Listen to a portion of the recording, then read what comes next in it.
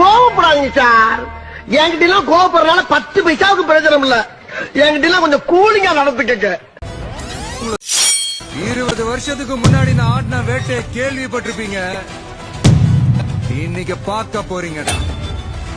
ஓங்கின கை எவனோடதுன்னு தெரியணும், பேசுனா வாய் எவனோடதுன்னு தெரியணும்.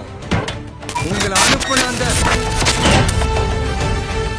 யாருன்னு இப்போ தெரியணும். 18 வயசுக்கு இளவலுவங்க, இதயம் பலவீனமானவங்க, பிரெக்னென்ட் லேடிஸ், இந்த ஃபைட்டை பார்க்காதீங்க. இவனை என்ன பாக்குறீங்க? இவன் ஒரு பிச்சைக்காரப்ப, 10 பைசா தான் போட்டான். எங்கே எனது கதறல், போனவாயின் குரலில் கேட்கும் கதறல். வாய முடிட்டு இருடி இருடி இருடின்னு சொன்ன, கேட்டியா? எங்க போயிட்ட? உனக்கு பெரிய ஒரு ட்விஸ்ட்டு நான் தான். அது தெரியாம போயிடுச்சா உனக்கு? இந்த வீடியோ பார்த்துட்டு நீ வரணும் வரணும் வரணும், அப்பதான் எனக்கு சிறப்பான செய்ய முடியும். வா, உனக்கு தெரியாதுல்ல, உனக்கு பெரிய ஒரு ட்விஸ்டே நான் தானே. அதை நான் சொல்றேன். இந்த வீடியோ பார்த்துட்டு கொஞ்சம் இப்படி வந்துட்டு போயேன். வா வா வா வா வா வா வா.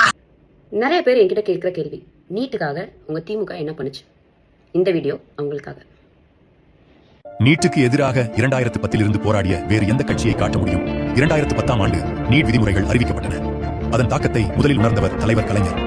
உடனே வழக்கறிஞர் வி வில்சனுக்கு உத்தரவிட்டு சென்னை உயர்நீதிமன்றத்தில் சட்ட போராட்டத்தை தொடங்கினார். அந்த போராட்டம் தமிழ்நாட்டை 2017ஆம் ஆண்டு வரை நீட்டிலிருந்து காத்தது. ஆனால் 2017ஆம் ஆண்டு அனைத்தையும் மாற்றியது. எடப்பாடி பழனிசாமி ஆட்சியில் தமிழ்நாட்டில் நீட் அமல்படுத்தப்பட்டது. அனிதாவின் இழப்பு தமிழ். நிறுத்துங்க. வீக்கெண்ட்ல கூட இதுங்களால நிம்மதியா இருக்க முடியல. நீங்களா என்ன நீட் தேர்வுக்கா போராடிட்டு இருக்கீங்க? வெக்கமா இல்ல? யோசிச்சு பாருங்க. நீட் தேர்வுனால உயிரை பறி கொடுத்த குழந்தைங்களுக்கு வேல்யூவே இல்லாம போயிருச்சு. அந்த உயிருக்கு ஒரு மதிப்பே இல்லாம போயிருச்சு. நீங்க நீட் தேர்வுக்காகலாம் போராட கிடையாது, எந்த கருமத்துக்கு போராடிட்டு இருக்கிறீங்கன்னு தெரியுது. வெக்கமே கிடையாதா உங்களுக்கு? நீட் தேர்வுக்கு தான் போராடுறோம்னு சொல்லிட்டு ஃபுல்லா அரசியல் பத்தி தான் பேசுறீங்க. ஜோசப் விஜய் அவர்களை பத்தி தான் பேசுறீங்க, சிஎம் பத்தி பேசுறீங்க, அமைச்சர்கள் பத்தி பேசுறீங்க. இதுக்கும் நீட் தேர்வுக்கும் என்ன சம்பந்தம்? நீங்க பண்றதுல எதனா நியாயம் இருக்கா? இந்த அரசு தான் காரணம், இந்த அரசு வந்து நீட் தேர்வு ஒழிக்கணும்னா இது எப்பவுமே சொல்றதுதான். இதுக்கு முன்னாடி எங்க போனீங்க? இதுக்கு முன்னாடி இதே மாதிரி போராட்டம் பண்ணி கேள்வி கேட்டிருந்தீங்கன்னா உங்களுக்கான தீர்வு அப்பயே கிடைச்சிருந்திருக்கும். நீட் தேர்வுக்கு போராட்டம் பண்றேன்னு சொல்லிட்டு போய் கேவலமான ஒரு வேலையை பண்ணிட்டு இருக்கீங்க. நீட் தேர்வுக்கு தான் போராடுறோன்றதை நிறுத்திட்டு நாங்க தாவேகா கட்சியை எதிர்த்து தான் போராட்டம் பண்றோம்னு ஓப்பனா ஒத்துன்னு போங்க. எதுக்கு இப்படி கேவலமா பண்ணிட்டு கிடக்குறீங்க? நாட்டையே உலுக்கியது. அவரது குடும்பத்தை நேரில் சந்தித்த தலைவர் ஸ்டாலின் அதன் பின் தமிழகம் முழுவதும் நீட் எதிர்ப்பு போராட்டங்களை முன்னின்று நடத்தினார். 2021ஆம் ஆண்டு அந்த வாக்குறுதியை நிறைவேற்றும் வாய்ப்பை மக்கள் வழங்கினர். அரசு பொறுப்பேற்றதும் நீட்டின் தாக்கத்தை ஆய்வு செய்ய கே ராஜன் குழு அமைக்கப்பட்டது.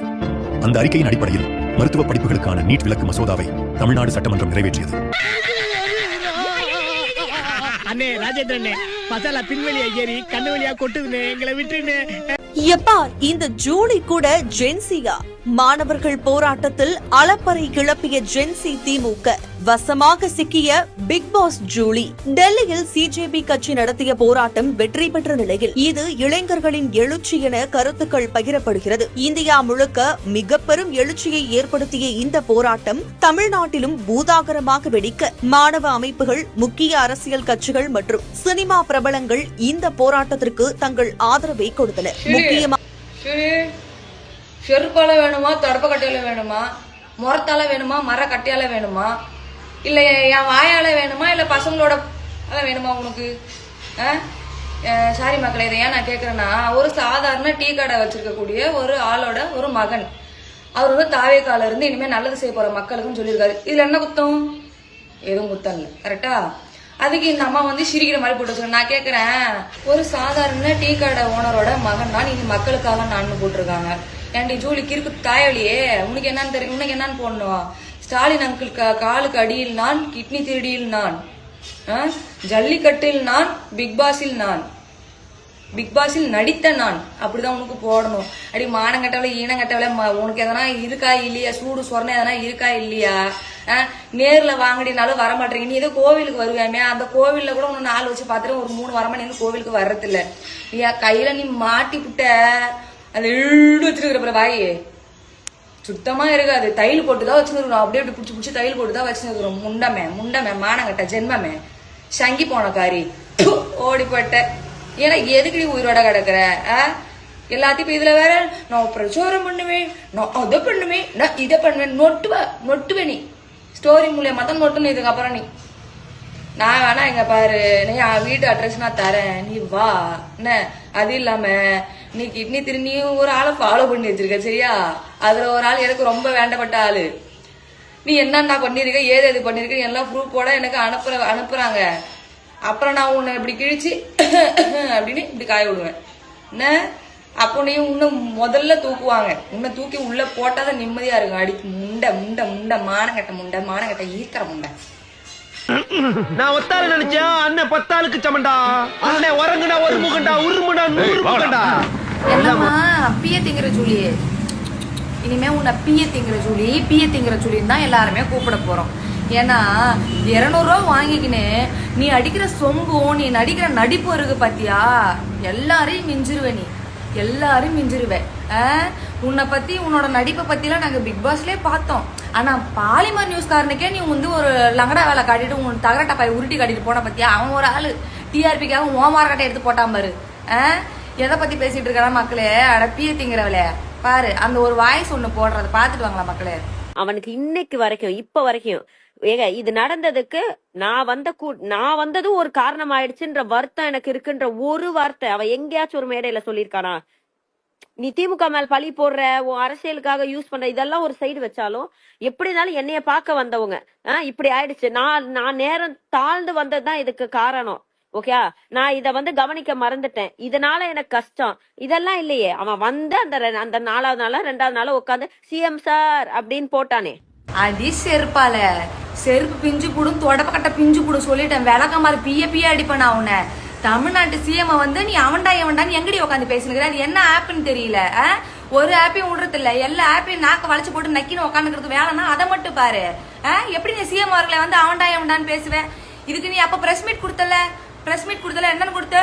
நான் வாங்கனே பாத்துக்கலாம்னு தான் சொன்னேன். அவ்வளோ தைரியம் இருக்கிற பொம்பளை, திராணி இருக்கிற பொம்பளை இங்க இப்படி பேசுறிய அவன்டான்னு அந்த பிரஸ் மீட்ல சொல்றதானடி கிட்னி திருடி முண்டமே. இது சிஎம் அவர்களே, தமிழ்நாட்டு காவல்துறை அவர்களே, உங்களை தான் கேட்கறேன், அந்த கிட்னி திருட்டு கேஸை ஏன் ஒன்னும் எடுக்காம இருக்கிறீங்க? தயவு செஞ்சு அந்த கேஸை கொஞ்சம் வெளியே எடுத்து இவளை புடிச்சு உள்ள போடுங்க. இவ கண்டிப்பா அதுல இருக்கா, அவளை சம்மந்தப்பட்டு இருக்கிறா. நீங்க அவ ஃபர்ஸ்ட் விசாரிச்சு அந்த கிட்னி திருட்டு கேஸை கொஞ்சம் எடுத்து முன் வைங்க ஐயா, தயவு செய்து. இவெல்லாம் எங்க கடந்த நாய் இது? இவன் நடிப்பை நாங்க பாக்காததா? இவ ஆடின ஆட்டத்தை நாங்க பாக்காததா? இவன் வந்து சிஎம் அவர்களை பத்தி பேசுவா. காரியமுஞ்சன் ஐயா பீத்திங்கிறவளை மூடிக்கிட்டு இருந்துரு. என்ன உனக்கு அவ்வளவுதான் மரியாதை. ஜென்சி டிஎம்கே வந்து நான் எப்படி இப்போ பார்க்குறேன்னா, இத்தனை காலமாக வந்து அதிமுகவும் திமுகவும் சண்டை போட்டால் கூட ஃப்ரெண்ட்ஸாக சேர்ந்துருவாங்க. ஈவினிங் டைமில் பார்ட்டி போவாங்க, நிறைய பேர் வந்து கோவிலுக்கு போவாங்க, பொது இடத்துல பேசிப்பாங்க, வாழ்த்துக்கள் சொல்லிப்பாங்க. ஆனால் எப்போ தாவேக்கா வந்து பதவி ஏற்றதுக்கு அப்புறமா அரசு அமைஞ்சதோ, நிறைய நண்பர்கள், என் நண்பர்களே வந்து என்ன பண்ணிட்டாங்கன்னா, நீ டிவிக்கே போயிட்டேன், நான் உன்ட்ட பேச மாட்டேன் அப்படின்னு என்னை கால் கட் பண்ணுறது, என்கிட்ட பேசுறது இல்லாமல் என்னை வந்து தனியாக ஒரு வெறுப்புக்குள்ள ஆளாக்கவே பார்க்க ஆரம்பிக்கிறாங்க.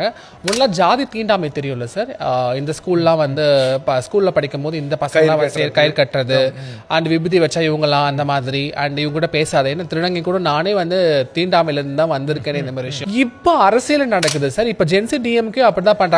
ஜென்சி டிஎம்கே நாங்க டிஎம்கே நீலாம் டிவி கிட்ட போகாத, அந்த மாதிரி ஒரு சித்தாங்கத்தை வந்து உருவாக்குறாங்களோ இவங்க.